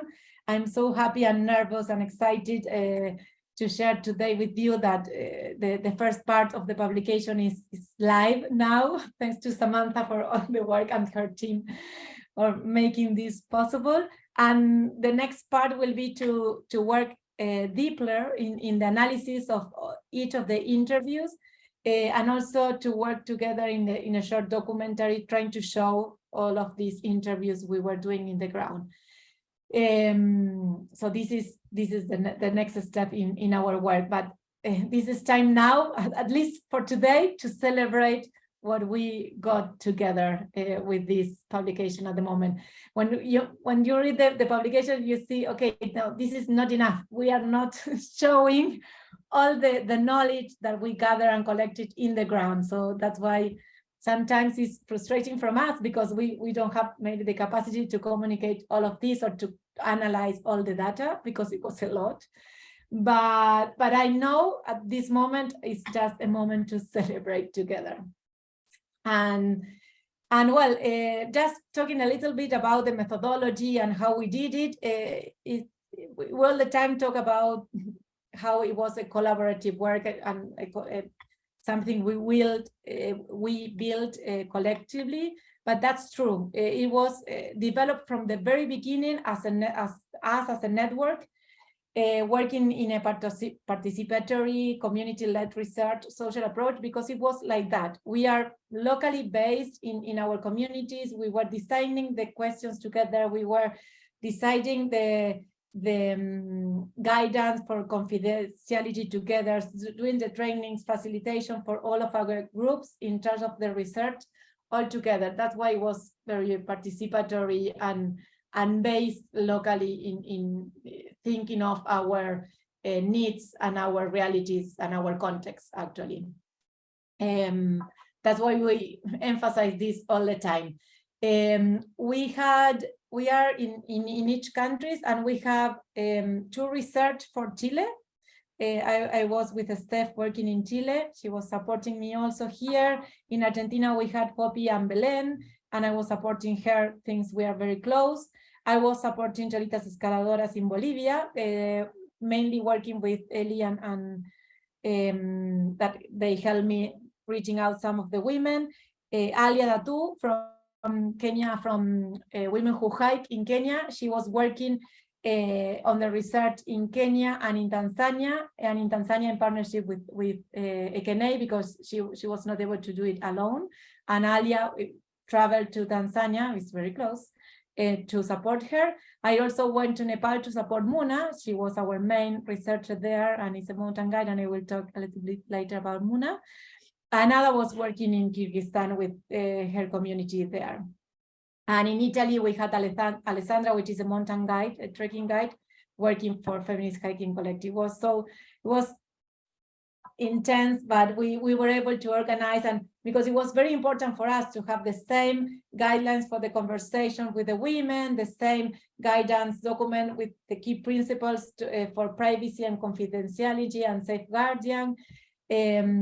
We had this semi-structured question that we built together with open questions, but also with some closed questions in order to be able to collect quantity data. So we collected quality data and quantity data. So now our challenge is to be able to analyze and process all that quality data, because you know that the quantity data is much easier to be able to process.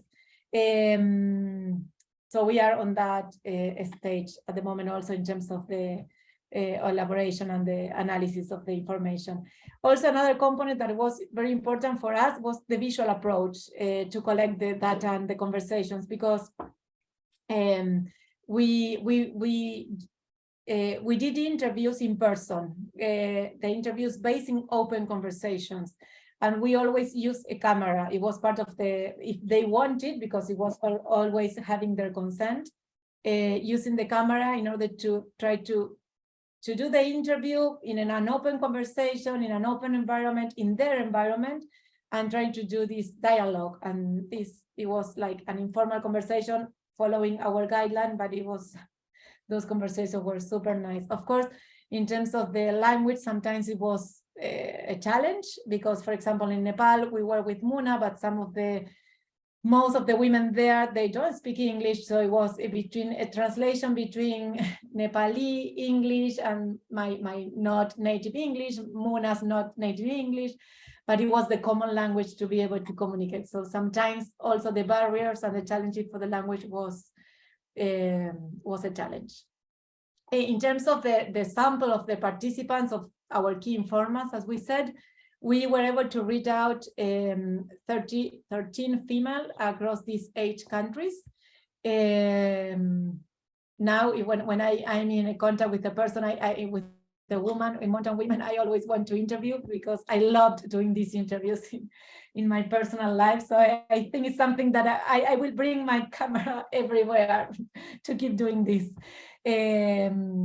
But yes, and in terms of how we chose those women, it was mainly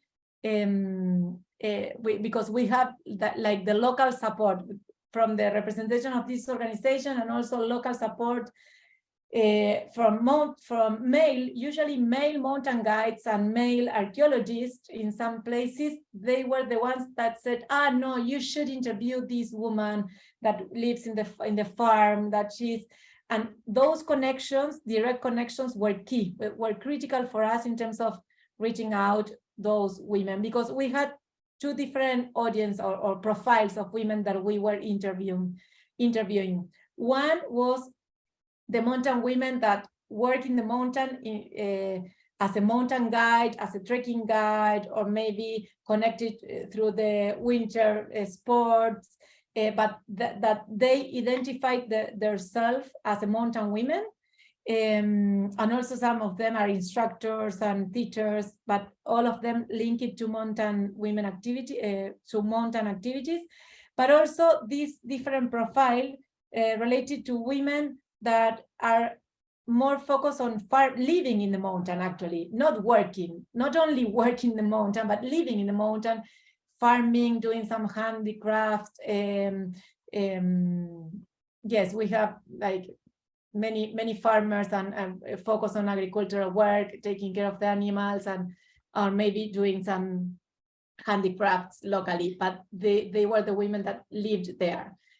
So we had these two kind of profiles, the one living in the mountains and living from the natural resources there, but also these other mountain guys, porters, cooks, guest houses managers also that were part of our interview. So it's interesting to see sometimes how these challenges also are, besides the different profile of women, the challenges are maybe similar. And yes, we have a balance there.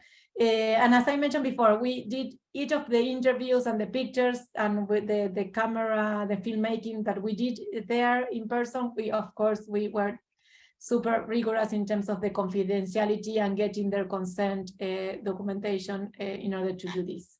Trying to take care of what they wanted and what they didn't want. And well, these are more related to numbers and how many women we reach in each of the countries. Now you can see more in the publication, of course, but it's just to have a reference. And as I mentioned before, the collaboration from local reference, from these mountain guides, professionals that are working in the mountain also, that are our partners, they were key for us in terms of authorities also, in terms of reaching out some of these women. And I should say that most of them were male, and they were very supportive with us. We got really nice surprise in terms of this male support along these countries. And well, here I have some reflections from these women and maybe key insights from them. But mainly this is connected to, you can see them, but this is more connected to how these women also wanted to give the voice. That's why they were open to talk to us. Sometimes, especially the women living in the mountain, they were expecting more, not only to do the interview and the research, they wanted to get some benefit from a local project, and we totally understand that. And I think that is our next challenge, in sense how we can come back to them, not only with a publication, but also with some local projects to do together. And also one of the questions was, how do you think this international community, governments or networks can support you as a mountain women? Migration is a problem. Some women are really all living in the mountains, and once they are gone, what's next in that farm, in that community?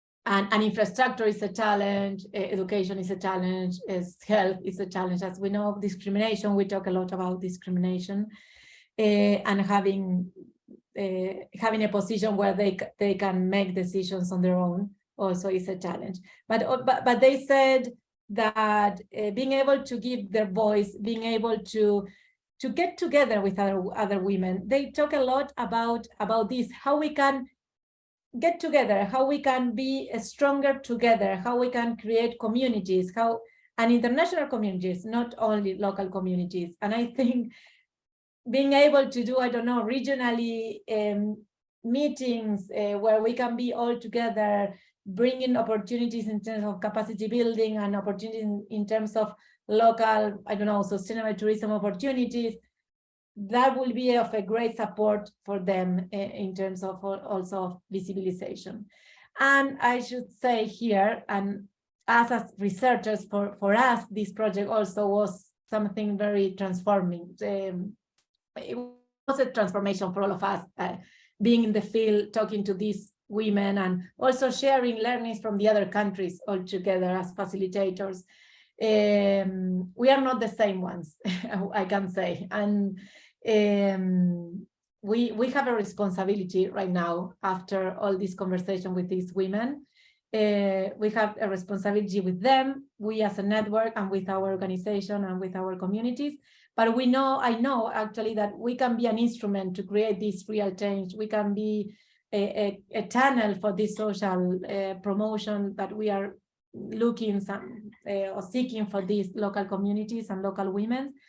And yes, and that being together, collaborating, working together and supporting each other, different formal and non-formal organization for us was a huge learning and a transformation. I should say that all of the research that we were in the ground, we want to keep doing this for future opportunities as for these communities. Pato, yeah, sorry. I'm so sorry to have to cut you off. To have to interrupt you. I love that point that you just made about the necessity to create community and the responsibility that we have to these women. I do just want to be sure that we have a couple minutes for questions here. Yeah, can I just wrap up on terms of? Please do. Yeah. This is Sounds Muna. perfect. I don't want to share the story right now, but this is in the publication as well. She's from Nepal. She's from Empowering Women of Nepal. For her, this research also was super important. I will share only this because she's a mountain guide, mountain women coming from a very rural area with non-opportunity for education. Thanks to Empowering Women of Nepal, she was able to be more trained and to be able to get a job, a professional job. But she told me when we were working together doing this interview, because she was in charge of the research locally, she told me that it was the first time that she was considered in a role doing something like this, like more cultural or intellectual, from the intellectually perspective. She was saying that because she was always considered to do like a sporty or challenging projects in the mountain in the sporty way or side, but not in this kind of professional research project. And for her, this was very, very important and challenging. This is Ekene. I talked to her. She's from Kilimanjaro, and we were able to witness her progress and evolutions, being a porter, now being an official and professional mountain guide in Kilimanjaro, and being a role reference for other women in Tanzania. She's Karen. She's a farmer. She lives with her grandma in the foot of that mountain that you see. They live at 4,000 meters high altitude, and that mountain is more than 5,000. They live there. She takes care of the llama, of the animals there, and she's there because she wants to. She doesn't want to leave her grandma, and her grandma is a 73-year-old. Well, she's amazing, and I wanted just. Cholitas Escaladoras, I put it here just to explain what I said before about the different groups and agrupations linked to Cholitas Escaladoras from Bolivia. And just as the final topic, and then through Gillian, I will share the presentation. This is our current project that is taking place this February 2023. Sophie is part of that one, Muna, Ekene, and some of our women. We are trying to get all together. We are 15 women trying to get all together to climb Mount Aconcagua. We have 3 women from Bolivia, 2 Cholitas Escaladoras, and the other one is Sonia. You will see her stories on the publication. This is quite a challenge, and I would say that the main challenge from this project is not the money, of course. You know, always is the money the problem, but the main challenge is to get the visa for Ekene and for Muna to be here in Aconcagua. And I don't know if we will make it possible. I'm running with those documentations, but it's super frustrating. But well, this is what I wanted to share with you today. Sorry to take so long. No, Pato, I wish we had all the time in the world to talk about that amazing publication. I'm so excited to read it today. I know everyone else is so excited to finally get their hands on it. I want to start quickly with what I think is the most important question. And I definitely want to make space for all of us to share our resources, opportunities to connect, phone numbers, emails, everything like that. So the question I want to start with, in many of our communities, the empowerment of mountain women and investing in women becomes the same thing as investing in our communities. So what opportunities are there in this space right now for collaboration? What wishes, projects, or ideas do you have for the future, and how can we support each other? And I will go ahead and drop, Pato, you want me to share those links that you shared with me earlier today so everyone can click? Yes, absolutely. Yes, please. Perfect.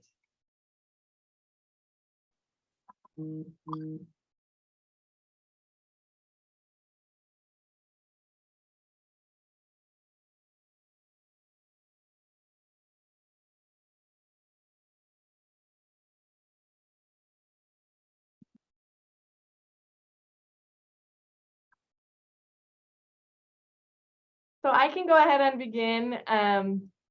Here in the Clark School of Environment and Sustainability, we have multiple centers, and one of our centers is the Center for Mountain Transitions. So I'm going to share these two links here, where you can check out our centers, and then you can also check out our Center for Mountain Transitions. And we do have a lot of support at our university for these kinds of mountain projects and mountain efforts. It's something that we're really passionate about. Our graduate program in environmental management is actually project-based instead of thesis-based.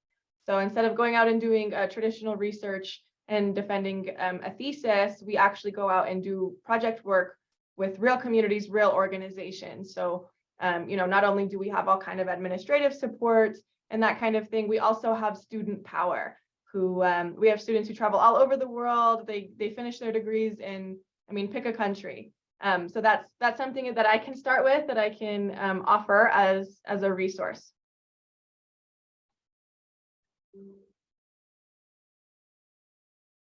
Well, I will share that we have just a basic web for our network, but we want to improve that and also to open this network to all the groups. And we are the co-founders because we got together, and this research was able to make us stronger. But of course, the network and the idea of collaborating and talking and think together about potential projects as a network, we are of course more than open, and is what we want. And also as Mujeres a la Cumbre, we are collaborating with another company in Spain, working together because we have the same vision, and we want to go beyond of the experiences we are offering right now. So working together and collaborating from Mujeres a la Cumbre also is an open door for us.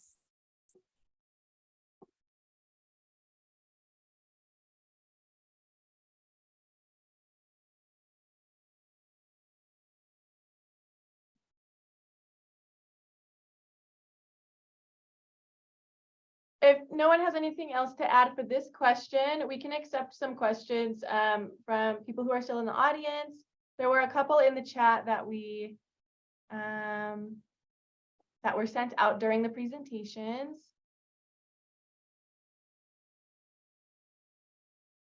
Pato, someone asked you, why do you want to make activities with all the subgroups of Cholitas escaladoras if they do not necessarily want to? If they have conflicts, that is probably why they identify with different groups. Sorry, again about the Cholitas escaladoras, but what was the question? Here, I will put it in the chat again. Okay. I'm just trying to see.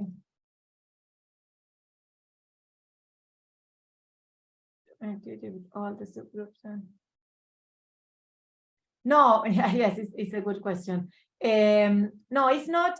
We try to get them involved because we want to in some way try to benefit all of them. That's the main reason. But yes, sometimes we work with Elena from Traditas Escaladoras Climbing Bolivia, and we work with them. But maybe if we need somebody else from to support us because the amount of our group is huge, maybe having, I don't know, Ceci from this other group from Traditas Escaladoras Warmis, because we know her and we have a linkage.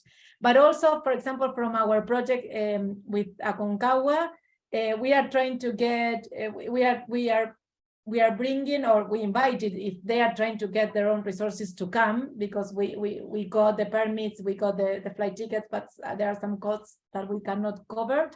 But we have, for example, Julia from Traditas Escaladoras Climbing Bolivia, and we have Ceci from Traditas Escaladoras Warmis, and Sonia, who is not from any of, because she's not a Cholita Escaladora.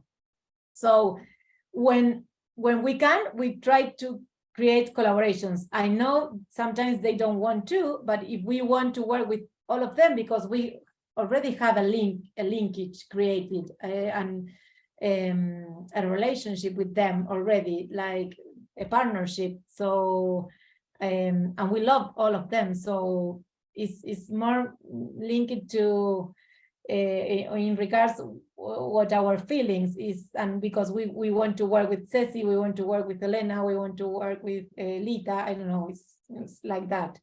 And if we can benefit all of them, we will try to do it. If not, of course, it's not possible. But yes, it's more linked to that. And if we have some opportunities, we try to open those opportunities to all of them. For example, for these research projects, we wanted to interview representatives from each of the different groups, and not only Cholitas. Yeah. Are there any other questions for any of our panelists, or questions that our panelists have for each other?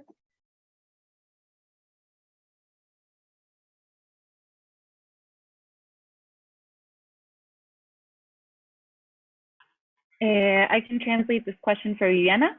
¿Qué significa ser mixteca? No conozco esta palabra y me gustaría entender qué significa.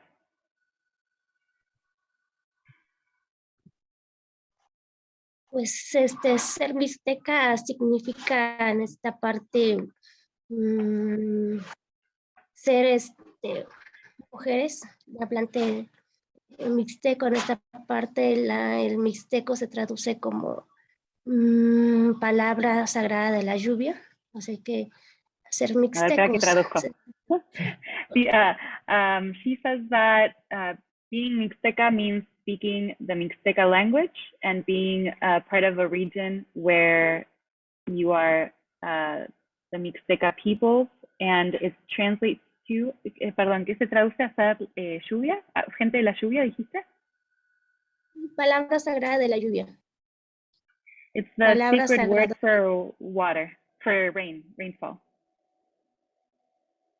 Y ser mixteca sería en esa parte, es ser guardianes o protectores del agua, de los recursos, de toda la cultura mixteca.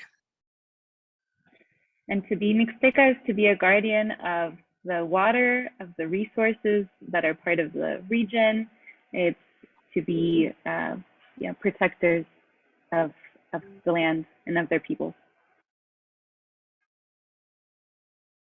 Muchas gracias, Vivi. Gracias.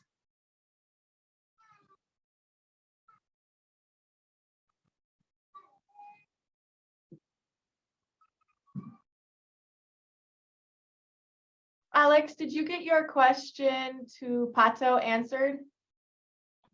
Oh, no. Pato, thanks. I just wanted to ask if those guidance documents are ready yet in terms of safeguarding and privacy, because we also obviously we want to do the same, and we do make sure with the surveys and interviews we do, and especially with the videos we make, to also make sure we get consent. Of course. Yes, of course, absolutely. Yes. We can share it to you, no problem. Thank you.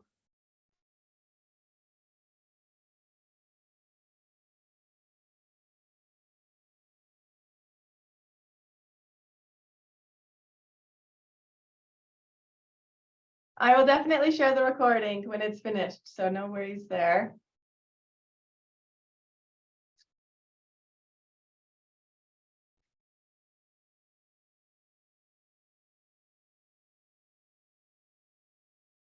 Gracias, Cristina.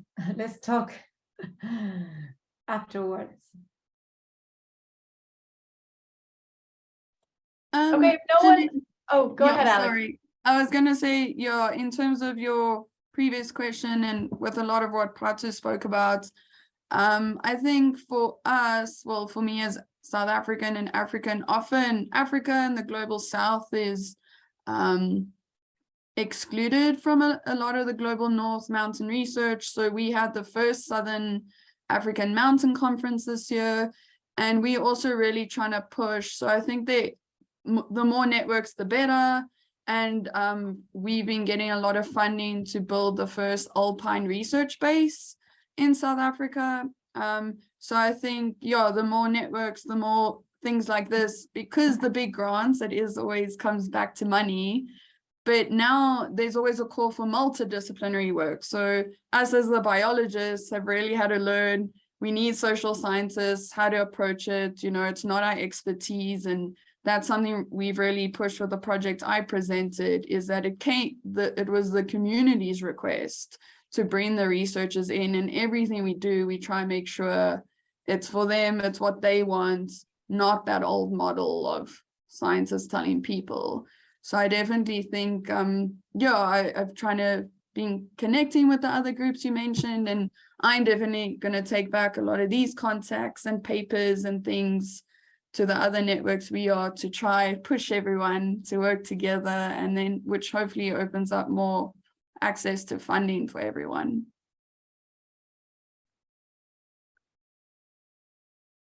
Sophie, I saw your little heart there. That's kind of speaking to your research as well. I think what was resonating with me was that it's hard to think of, as a researcher, what I would want to do. It's not really up to me, it's up to the people that I work with.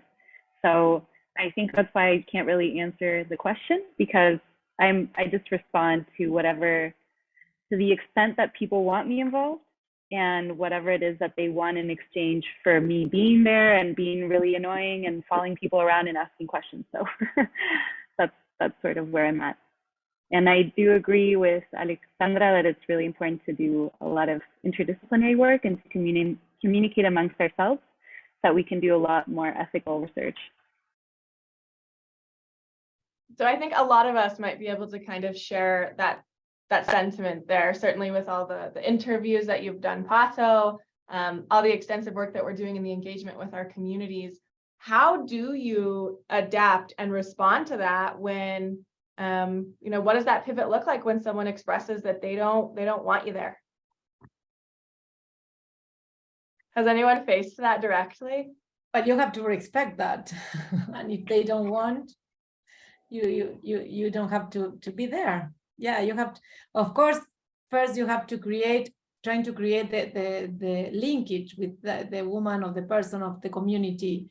Is not there going, oh, I'm working in research and I want you to talk. No, you have to create that linkage. With our project was a challenge because we were super short of time.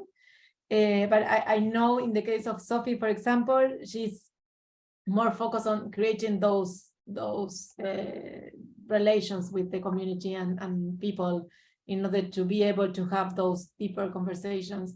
But yes, you have to respect that, what they want and what they don't want. And listen a lot.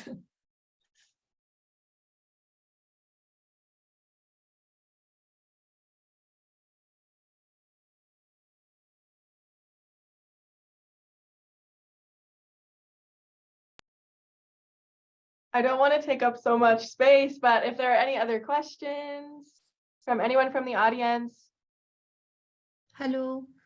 So I want to say that during my research work, I found that the women in the mountains were not aware of the technology in Uttarakhand. So I really want them to be aware of the technology so they can promote their local work, local level work they are doing.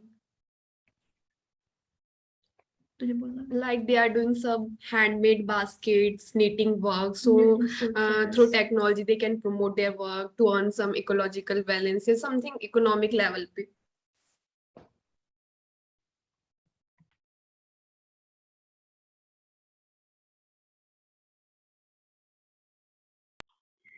Can I translate quickly for Vivi? Because I was trying to translate something that she had written in the chat and I didn't see. Vivi, estábamos hablando sobre la ética y la responsabilidad que uno tiene hacia las comunidades con las que trabaja, que, bueno, como bien sabes, hay como una historia muy larga de investigación y de que a veces puede ser no tan ética. Entonces, cuando estábamos pensando en qué podemos aportar a la gente con la que trabajamos, siempre es importante partir desde lo que la gente con la que uno trabaja necesita y quiere y involucrarse hasta esos puntos en lugar de uno imponer los proyectos que tiene en mente. Entonces, estábamos hablando un poco sobre construir esas relaciones a partir de intereses recíprocos y ser muy respetuosos, ¿no? Pues sí, de hecho, todas las problemáticas que existen en la comunidad, pues los vivimos a diario y trabajamos de la mano con las mujeres principalmente de la comunidad y así poder también empoderarlas, ¿no? De que ellas vayan conociendo qué pueden hacer con el agave, qué pueden hacer con sus familias, qué pueden hacer en la comunidad para poder contribuir comunitariamente todas las actividades que realizamos como organización de mujeres. She says that she knows this really well because she works daily with women in the community, and the most important thing to do is to work on their empowerment so that they have the tools to understand how to work with agave, to be able to share this knowledge with other people, and to see how it goes back to their community. So that's how she focuses her labor. And trying to empower each other as well. And yes, adding value to the local knowledge.